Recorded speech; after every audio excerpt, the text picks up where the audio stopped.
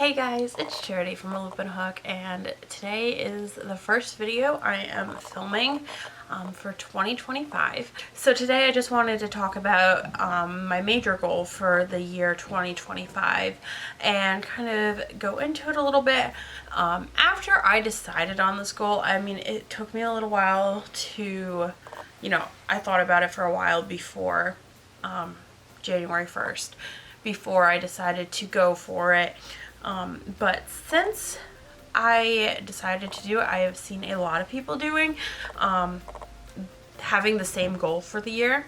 So I don't know if it's just like a trend for this year or what, but I have seen a lot of people doing this goal. So what I am trying to do for the year of 2025 is I am trying my best to have a no spend year. Now this is for both Colin and I. It's not just me, but I am mostly the brainchild behind this. So we're hoping to buy a house at some point in the relatively near future. And that being the case, we want to save up as much money as we possibly can beforehand, so we have a larger down payment, and even after that we also have some money to put into, if the house needs repairs or anything like that, we also have that money as well.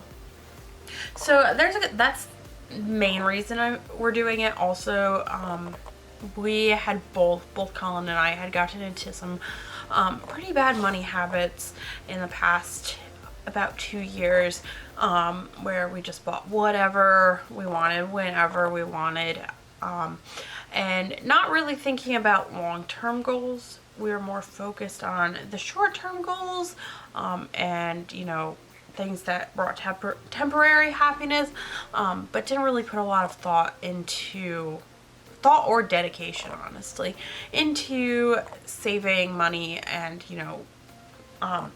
being wise with money for future things. But we are trying to change now, and that's what matters. I'm hoping we've learned our lessons with being a little bit unwise with money, I would put it that way. So thankfully we didn't do anything too crazy or too bad. We didn't get ourselves in a ton of debt while doing what we did. We always had enough, and I think that's what matters. We did have some debt, and that was mostly credit card related debt, but that got all paid off last year, which was a really good thing, because that was something that really wore on me, just knowing that we had debt, but we got that paid off, so that makes me really happy. So going into 2025, we do have a little bit saved. We have a few $1,000s saved, which is a good thing. I'm not exactly sure how much, because I try not to know, because the temptation is real. If I know how much is in our savings accounts, it's like I have that money, I can go spend it because it's there and it's available. So that being said, don't know exactly how much we have there, but at this time we are definitely making more than we are spending in a month. Yeah, a month. And that's a really good thing. Everything is paid for, so that is with Cullen working his landscaping job. That's also with Cullen's landscaping job is the biggest source of income, and then I have my few side hustles. I have some money that I make off of YouTube. I also have some money that I make off of selling things on Facebook. That's not a ton of money, and that's going down, and it's gonna keep decreasing the more I get rid of stuff. So when there's not stuff coming in and I'm not really getting rid of stuff, I'm not going to have a lot of that income. And then just other random odd jobs that I do, as well as my photography income. So that all being said, we do have income coming in, which is always a good thing. That's what you need. But our main goal of having a no spend 2025 is to spend money only on the bare necessities. So really spending just money on our rent, on our, utilities, phone bill, internet, gas, insurance, all things like that. Things that need to get paid in order to keep a well-running household. So those are all non-negotiables, obviously. Also groceries. I'm actually going to look at my phone real quick because I have my budget for what I planned for the month. So there are things that are still questionable about, are they necessities or not? And there are definitely things that we could cut. Something like we have YouTube Premium for watching YouTube and music, and really everything, because we don't pay for cable or anything like that, so we really get everything off of YouTube. And so for us, it makes sense not, having the ads. We only use YouTube Music, and we don't do Spotify or Pandora or any of those other streaming services. So that also saves money there, because we're not paying for like YouTube Premium and then Spotify Premium, which we were doing for a little while, but I was like, it makes no sense when rarely will Colin and I be listening to any music at the exact same time. And if we are, I can always switch over to my accounts and just listen to ads. It doesn't bother me that much. It bothers Colin a little bit more, but it's something that, is nice to have, and it's not breaking the bank. One thing that I did cancel this year, so it was like end of December, I went in and canceled, was Amazon Prime.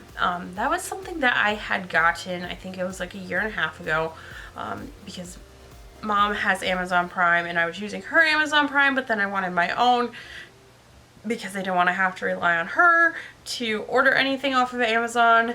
And it was nice, with the streaming and, the free shipping on literally anything. Really nice, but I didn't want to pay. I think it had gone up to almost $15 or $16 a month. I don't remember exactly. So there were a couple reasons for my canceling it. First off, I wasn't really using the streaming service at all. I would occasionally watch videos on it, but it wasn't a lot. And then second of all, and the major reason I decided to cancel my subscription, was because with having free shipping on any order size, it made things very easy to order. You didn't have to put much thought into it. You could just add something into your cart and be like, okay, it'll be here in 2 days. And you wouldn't have to pay shipping. And that mentality was just is not good. And for me especially, was just not good. Because it was like, if I needed something, I would just order. And I was ordering things that, I could have waited, or, I should have thought about it a little bit more before I bought them. There were times where it was super helpful, but other times it was just making it easier for me to spend money. And with having a no spend year, the goal is not to be spending money. And so that was one thing that I did cancel. So it's saving us around $160 a year not paying for the subscription. And then on top of that, I'm probably not going to be buying as much stuff. So in the end, it's worth it. So everything else is kind of, it's mostly stayed the same. There hasn't been that much that has changed. Some of the things that we were spending a lot of money on was convenience food, especially with Colin working. And I feel like this is a common thing, based off of what I have seen on Facebook, is that people who work in, labor jobs, such as, landscaping or construction or jobs of that nature, what you would consider really blue collar jobs, they buy a lot of convenience food. So around us we have, it's a gas station, but it's a really nice gas station, and they have pretty good food. And Colin almost every day would be buying breakfast and lunch there. And part of that was due to the fact that I didn't wake up, or I didn't put the time in to make food, for multiple reasons, but it just didn't happen. And it was easier, and I had tried, like, some days I would make food, but other days I wouldn't, and it just happened. But that was taking up, I think it was close to a fifth of his paycheck, a fifth or sixth of his paycheck every week was going straight back to food for work. And that's something that, with the way I have grown up, that was exorbitant and not necessary. So that's one thing that is in this no spend year. That's like one of my no spend categories, and Colin and I discussed it, so when I say mine, it's both of ours. But convenience food, so takeout, DoorDash, Uber Eats, buying convenience food at like convenience stores, things like that, are not something we're going to be doing this year, or at least trying. So for this year, that is something we're trying to cut back on, and hopefully we can totally eliminate that from our budget, is paying for convenience food. It's kind of convenience food from the grocery store, but I'm a little bit more lenient on that. I don't want to rely on it as like a crutch, but I also don't want to back myself into the corner of I have to cook everything from scratch every single meal. And if I don't get around to doing it one day, I, have the whole guilt trip of, well, you're buying convenience food from the grocery store.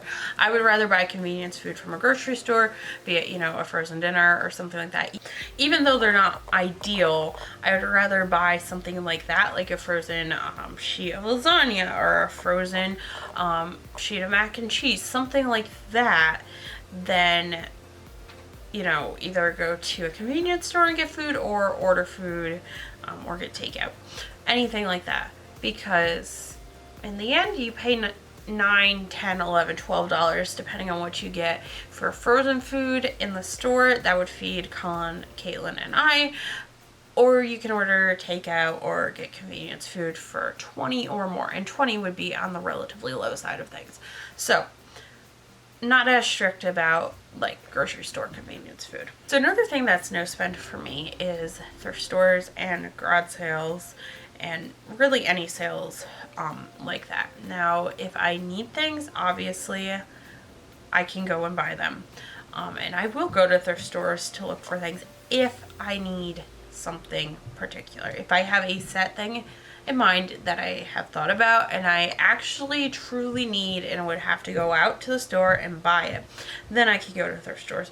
But I am trying to cut back on that spending.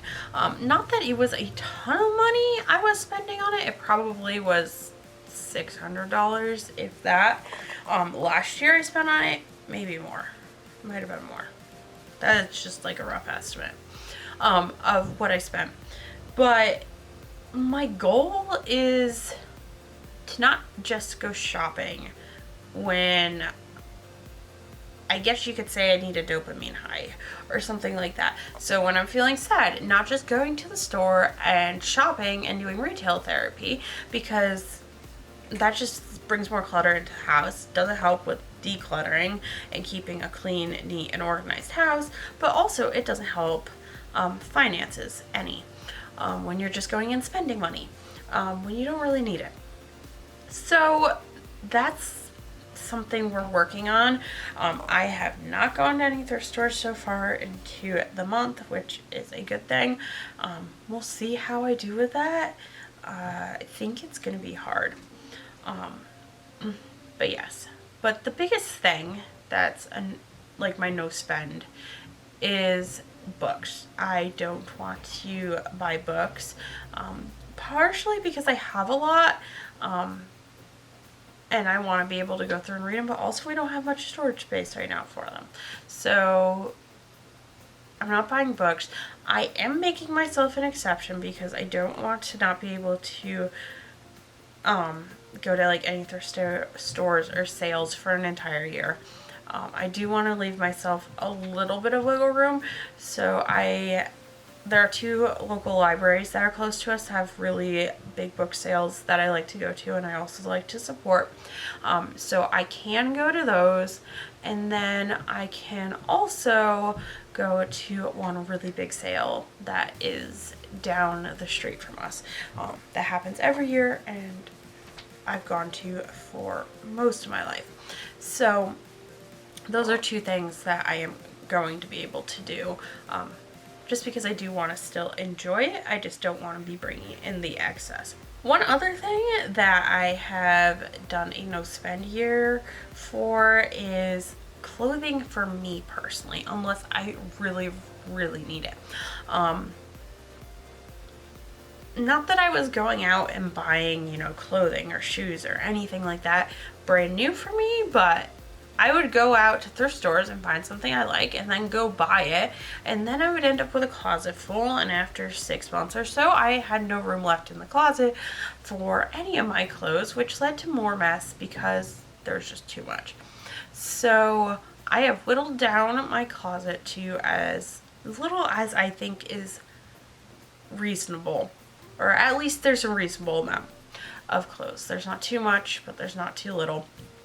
And I've put myself in the position where I don't think there's anything that I'm going to desperately need within a year. Obviously, I don't know what a year could bring, but going into 2025 and looking at what clothes I had, I don't think there's going to be anything that I need.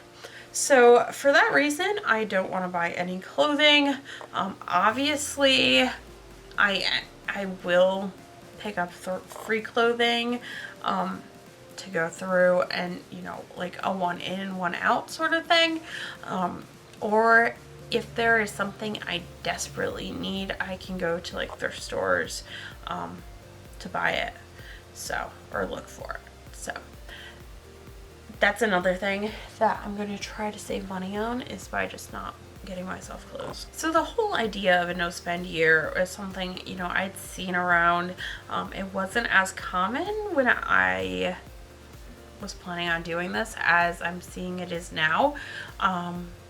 But it was something that, made sense to me, especially since we have financial goals that we want to reach within the next year or so. That's just something that I feel like is necessary. So it's like a no spend and no buy together. So, kind of just exhibiting more self-control with finances, so that we are in a good financial position, and we are able to hopefully within the next year buy our own home, or at least have some more money saved up, so we're not, if anything were to happen, we would have like a little nest egg. So that's definitely the main driving reason behind the no spend year. And then like with no buy, I'm grouping them like interchangeably, like with no buy and no spend.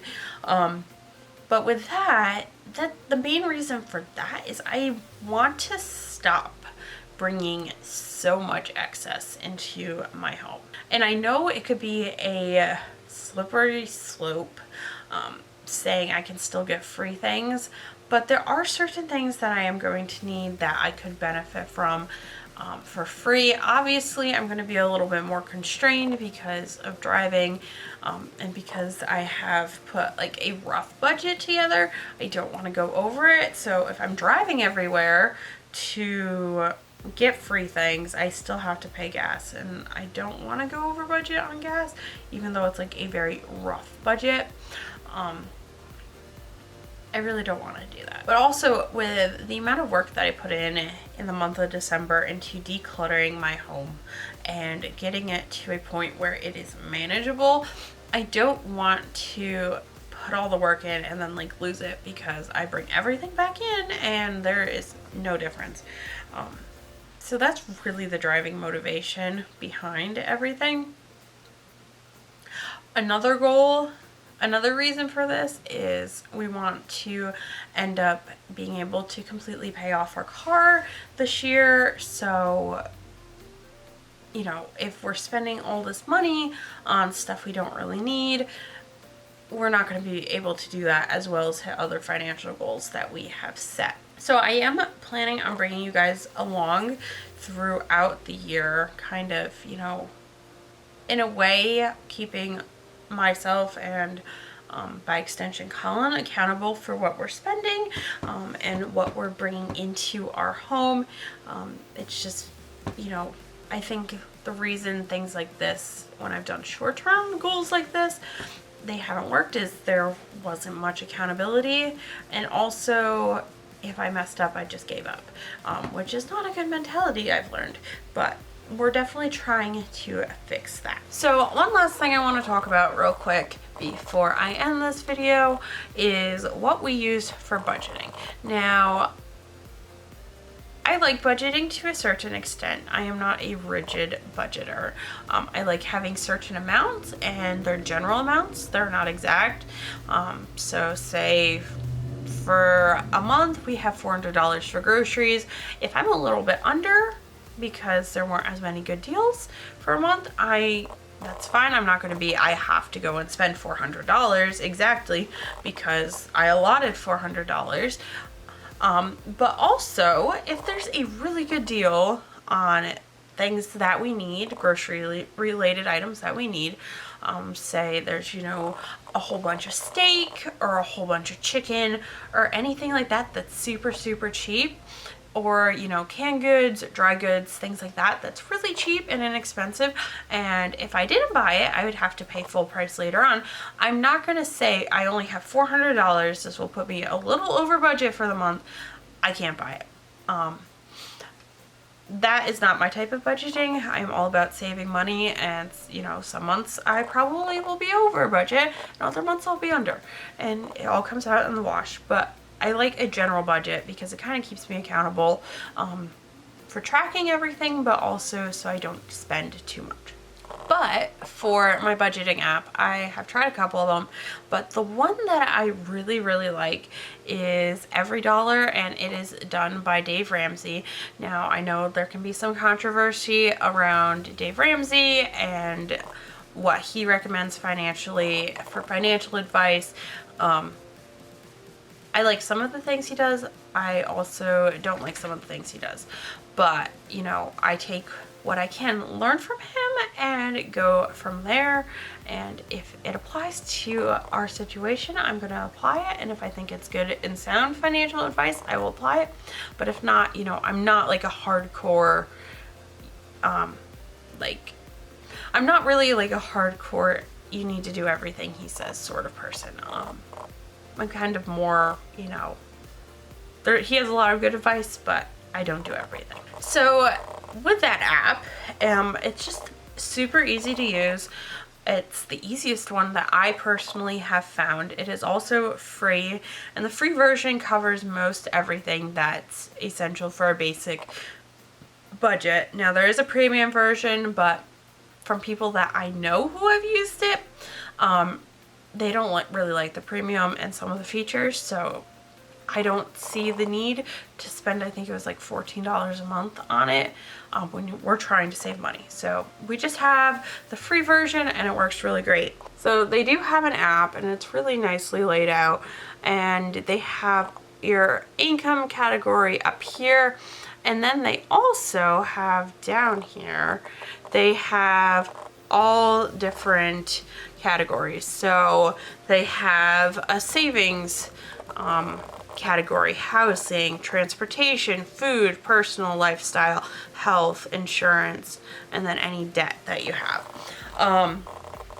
And you can add things to it. So for us, we have, you know, Facebook money, YouTube, odd jobs, reselling, kind of my income.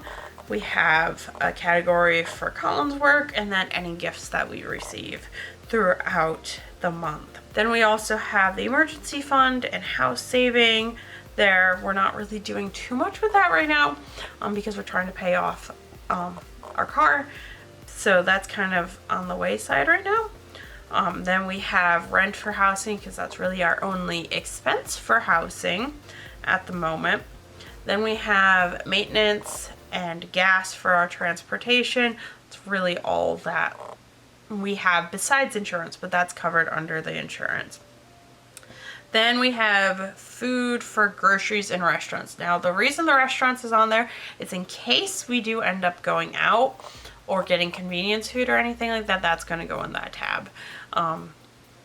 So that's why that's there. So the money that might get spent on any of those things that are kind of in the no spend zone, that I can kind of track how much was spent with that. Then under personal, we have clothing, phone and internet, hair and cosmetics, and subscriptions.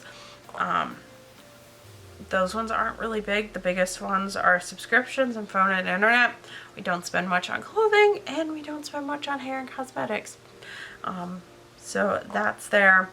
And then for lifestyle, we have pet for the cats, entertainment, and then in the summer, Colin's races that he goes to, miscellaneous. So anything that doesn't really fit in any of the categories goes in there. And then for us giving gifts, we also have that budget. Then we have under health, our medicine and vitamins, and then doctor's visits. And then under insurance, we have all the different types of insurance, and then our car payment under debt. Now, the nice thing is you can add and subtract. I don't remember what it originally came with because I set this up a while ago. But you can add items to it, you can subtract items from it, make it really customized to exactly what you need in your budget. So say you don't have car payments, or you don't have any debt, or maybe you have credit card debt and not a car payment, you can switch that out. Say you might not be paying for life insurance or renters or insurance or anything like that, you can remove that from your budget. Or if you're like a reseller or something like that and you want to track your expenses for business purposes, you can also add like that category.